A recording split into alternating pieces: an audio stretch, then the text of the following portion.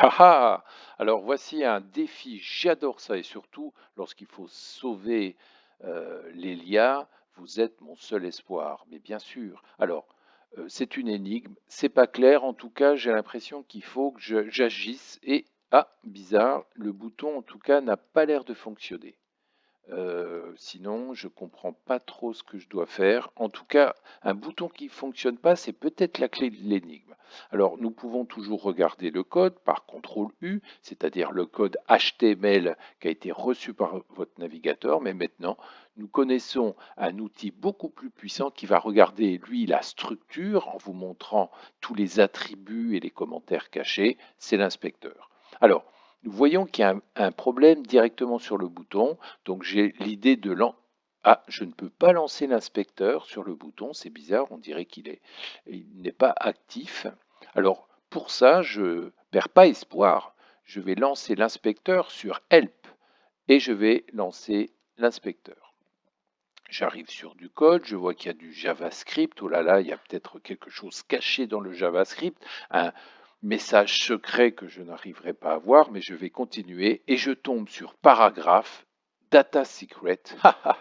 Donc attention, première morale, ne mettre jamais du code secret dans un attribut d'une balise, puisque quelqu'un qui aurait comme vous le niveau d'être capable d'inspecter le code trouverait très facilement ce code secret. En tout cas, tu ne peux pas me détruire. J'ai l'impression que peut-être on se joue de moi.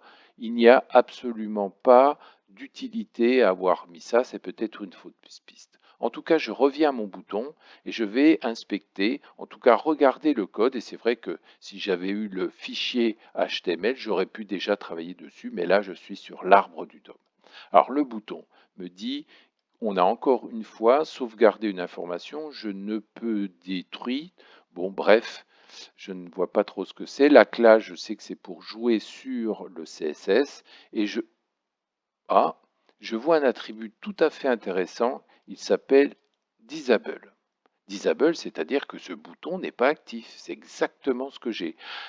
J'ai peut-être trouvé la solution de l'énigme. La personne a rendu un bouton disable. Alors ça, c'est très intéressant lorsqu'on fait du HTML. Vous avez tous rempli un formulaire et lorsqu'il y a une erreur dans le formulaire ou qu'il n'est pas rempli entièrement, le bouton achat ou le bouton formulaire suivant n'est toujours pas actif, vous signalant que quelque chose cloche dans votre formulaire. Et bien ici, disable, pourquoi pas essayer de le supprimer.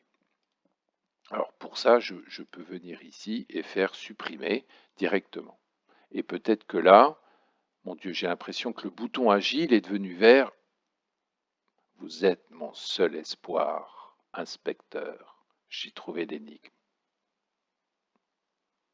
Ah ah, Darvador a été vaincu. Donc moralité, maîtrise de l'inspecteur. Et deuxième chose, ne cachez jamais des codes secrets dans votre HTML. Bien sûr, visuellement, on ne les voit pas, mais si on inspecte votre code, on les trouvera relativement simplement.